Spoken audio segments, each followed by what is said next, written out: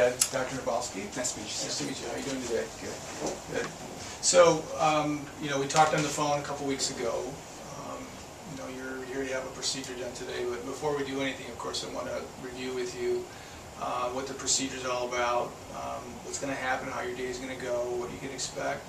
And then, above all, before we can get anything else done, we need to know, what is it you want to achieve with this process today? What kind of result are you expecting to see? Maybe you can, if I give you the mirror, you can, talk a little bit about what... Well, obviously I'm thinning up top there a little bit, and towards the back, and I'm just looking at getting that filled in. Okay, so... A little insecure with it. So one of the things that I can see from up here is, you're thin everywhere across the top of your scalp. The good news is, your hairline is really intact, so we don't have to recreate the hairline. I mean, that just adds another dimension of difficulty to a procedure like this. So if we don't have to do anything with that, that's fine. We're going to add hairs all the way up into the hairline, so there's increased density throughout all these areas. And then we will continue with those grafts all the way from the entire top of your scalp all the way into the back and the crown area here too. Okay.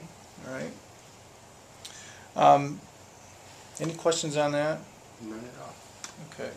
The other thing that I'll show you is that on the sides here, these temporal peaks, as we call them, they're starting to recede back this way a little bit as well. So I think that it would be good if we could add a little bit of hair on the sides here to build these out a little bit, and that'll match the strength of your hairline here. Because normally, if somebody has a thicker, fuller head of hair up in here, these temples, this temporal peak area has a lot more hair in it. Okay. All right. We'll do the same thing on the other side.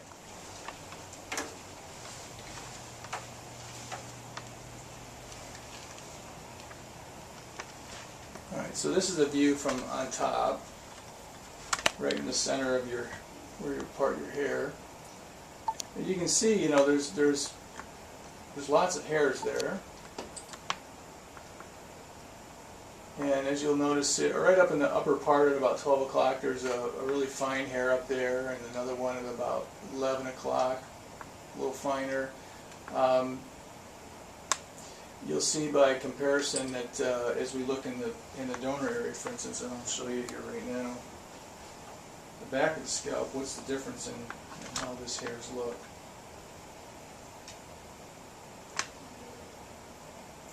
So you can see now that even though the relative density is the same in terms of the number of hairs, look at the caliber, the thickness of those hairs. Right. Much larger than the ones that we'd seen on the top.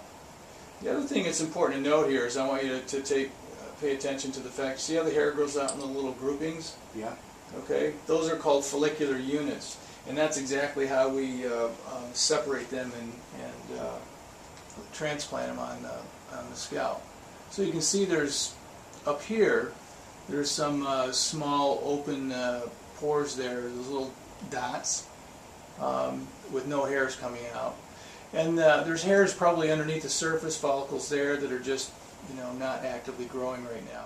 At the end of the day, we'll review with you how you take care of your scalp, what you have to do. There's all these written instructions I think we probably sent to you beforehand, so you can review that. If you have any questions on that afterwards, you're going to give me a call and let me know if you need anything. Okay? Great.